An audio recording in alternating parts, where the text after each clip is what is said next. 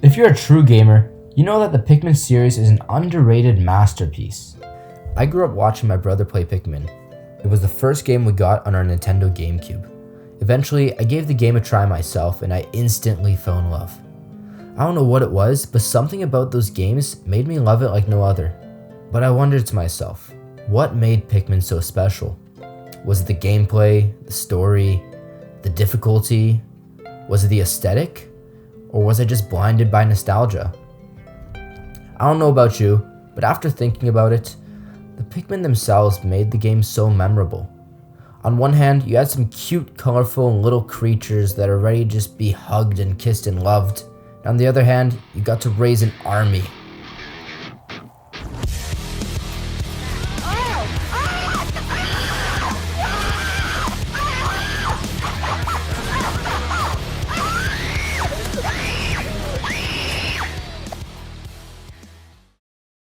With Pikmin 4 coming in less than a month, theories are all over the community. But one theory in particular that stood out to me is that blues turn into ice Pikmin through some upgrade system. As a long-term Pokemon fan, I love the idea of upgrading your army. Given the recent Japanese website, we see ice and blues together in the same party. That led a lot of people to go and deconfirm this whole evolution theory. And if you believe that, you're an idiot! And here's why. For all my Pokemon fans out there, if I have a party of 6 Charmanders and I only evolve 3 into Charmeleon, does that mean my other Charmanders just disappear? No, they're allowed to coexist. No different from if I have 10 blue Pikmin and I only turn 5 of them into ice Pikmin, I still have my 5 other blue Pikmin and 5 ice Pikmin. They're allowed to coexist. So without further ado, I'm gonna blow this whole evolution theory way out of proportion because why the hell not? I present to you the Pikmin evolution theory. Quick disclaimer before I get into anything else. The chances of this theory being true are very low. I'm just mindlessly speculating, so take everything I say with a grain of salt. But let's start off simple. Blues very clearly evolve into ice Pikmin. I don't think reds will evolve into ice Pikmin, it just makes no sense. Moving on to purples and whites. When Pikmin 3 came out, when rock Pikmin and wing Pikmin were announced, I kind of saw them as an upgraded version of purples and whites. Hear me out. Purples, just like rocks, are kind of like the heavy hitters of each party. Purples deal a lot of stun damage, they do a lot of attack damage. No different from rocks, you just pelt them at your enemy and they take a lot more damage than your standard Pikmin type. So with this theory, purples will evolve into rocks. Whites and wings follow a very similar archetype. The white Pikmin are pretty weak in combat, just like the winged Pikmin. They're both very fast when it comes to carrying objects, and they're more so utility Pikmin than battle Pikmin. They each have their own specific uses for battle. Wings when you want to fight in the air, whites when you want to sacrifice them. But all in all, they're very similar Pikmin types in my eyes. Speaking of eyes, if you look at the whites and the wings, their eyes are different from all the other Pikmin. All the other Pikmin have the standard white eyes with the black pupil, but if you look at the whites and the wings, their eyes are one distinct color. And I know the whites are like that because they can see through objects, but I'm not sure why the wings are like that, and which leads me to believe they're part of the same kind of evolutionary family. Now, this is where we gotta start making shit up. Yellow Pikmin and red Pikmin. They don't have any evolutions that we currently know of, so we're gonna have to grab stuff from the vault and see what the fans made. If you look at the color wheel, you see that every single color is taken except for orange and green. So for this theory, I'm going to go with those two for our 2 remaining Pikmin types. Yellow Pikmin evolve into green Pikmin. Now, it was stated by Shigeru Miyamoto that he didn't want green Pikmin in the game because they blend in too much with the background. Pikmin's a very nature-filled game with a lot of grass, plants, foliage, and just a lot of nature in general. So the standard green Pikmin concept that everyone's been coming about with the thorns and the spikes probably wouldn't make it into the game. But this type of green that I'm thinking is more of a neon green.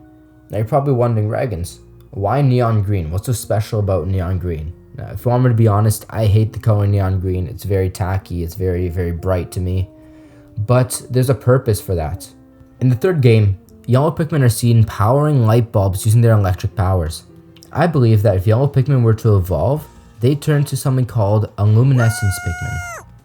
These Pikmin are supposed to light up the area and use their electrical powers to stun enemies. Now I know the theory sounds kinda stupid, but hear me out. Pikmin 4 is getting one big change compared to all the other games, and that's that we have a nighttime mode. But during the nighttime, how are you supposed to navigate around the area if you can't see anything? That's where these Pikmin come into play. They could A, distract enemies, B, light up the areas so your captains can see where they're going, and C, be useful in dark caves. I personally believe that if we're going to get another type, it would be something along these lines. I know it's a bit of a stretch, but if you look at the end of the February trailer, look at the text. See how it switches from white to a bit of like a neon green? I know I'm probably overanalyzing, but they could have just kept the text white. I don't know why they had to switch it to a light neon green. They could have been hinting at something, or maybe I'm just looking too deep into this. But that fills in our green spot on the color wheel. All that's left is the orange. So if we follow the trend of all the other Pikmin games, we get 2 new types in each game. In Pikmin 2, it was whites and purples. In Pikmin 3, wings and rocks. And in Pikmin 4, ice and probably greens. So there's no reason why we should get a 3rd type in this game, right? The orange Pikmin could just be Ochi, and we could only have 9 types, but 9 is one of those numbers that I just don't like to deal with. 10 would be a lot nicer, especially if we can have 100 Pikmin on the field. That's 10 of each type. So I'm just going to go out on a whim and say we're going to get this last type. This orange Pikmin is an upgraded version of the red Pikmin, and it is the Magma Pikmin. These Pikmin are a lot slower than your typical Pikmin, but they are very powerful. Just like how in the trailer, the meter got filled up and then the ball board froze, it'll work the other way around for these Magma Pikmin. You just keep pelting them at the ball board, and eventually he'll engulf in flames. Now, in terms of all these Pikmin, the probability of this one happening are very slim, but it's always nice to just throw out some ideas. In my perfect version of Pikmin 4, we'd get these 10 types, and we'd be able to have 150 Pikmin on the field. But odds of that happening are very slim. A lot of people think we're just going to get Ice Pikmin, and that's it. I'm hoping for at least another type, but who knows? Nintendo could just throw a curveball and say Ochi's your 2nd type. But this is all just speculation. Even if none of this is true, I'm sure Pikmin 4 will turn out to be a very good game.